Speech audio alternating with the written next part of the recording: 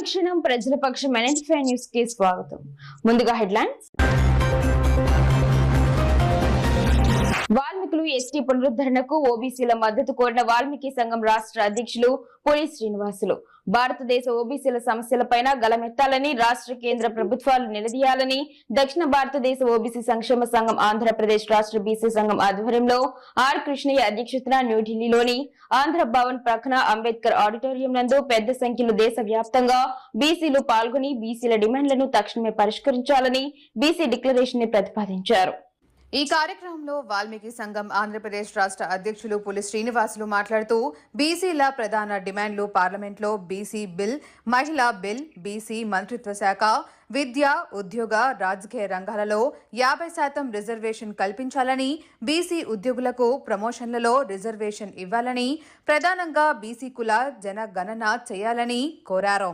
ఆంధ్రప్రదేశ్లో వాల్మీకుల ఎస్టీ పునరుద్ధరణకు SC, ST, OBC మైనార్టీలందరూ మద్దతు ఇవ్వాలని వచ్చినటువంటి ఓబీసీ సంఘం నాయకులను అభ్యర్థించారు. ఈ కార్యక్రమంలో పెద్ద ఎత్తున ఓబీసీ నాయకులు పాల్గొని సభను జయప్రదం చేసిన ప్రతి ఒక్కరికి కృతజ్ఞతలు. సభను నిర్వహించిన దక్షిణ భారత ఓబీసీ సంక్షేమ సంఘం అధ్యక్షులు జబ్బల శ్రీనివాసుల గారికి కృతజ్ఞతలు తెలిపిన వాల్మీకి సంఘం రాష్ట్ర అధ్యక్షులు పులి శ్రీనివాసులు.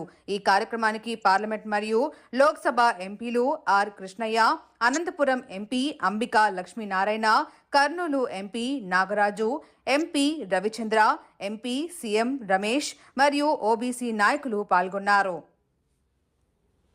ప్రధానమైనటువంటి డిమాండ్లు మరి ఓబీసీ బిల్లు పార్లమెంట్ లో పెట్టాలని, మహిళా బిల్లు పెట్టాలని,